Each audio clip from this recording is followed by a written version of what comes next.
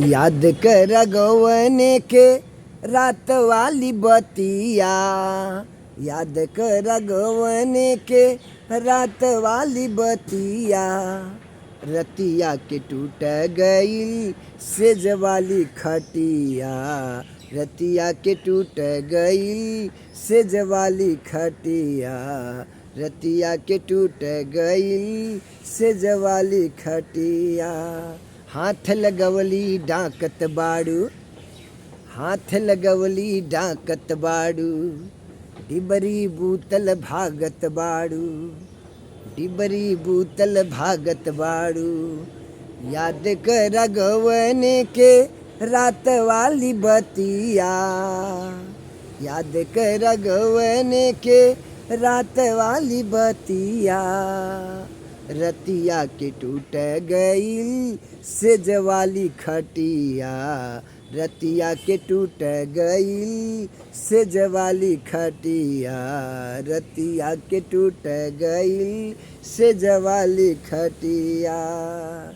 आवा सट के सुत जा कोरा, आवा सट के सुत जा कोरा, माजा लिहा रात भर पूरा, माजा लिहा रात भर पूरा। याद कर गवने के रात वाली बतिया, याद कर गवने के रात वाली बतिया, रतिया के टूट गई सेज वाली खटिया, रतिया के टूट गई सेज वाली खटिया, रतिया के टूट गई सेज वाली खटिया, रतिया के टूट गई सेज वाली खटिया। मेरे चैनल का नाम है RS कवि जी, बड़े में आर बड़े में यस, उसके बाद KAVIJI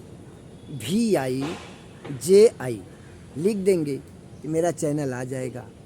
आपको गीत ज़रूर पसंद आएगा दोस्त।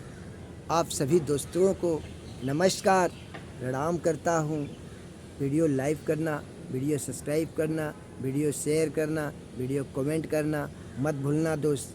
आप लोगों का प्यार दुलार, बस वही मुझे आशीर्वाद है। माँ सरस्वती से प्रार्थना है, श्री गणेशाय कब हो।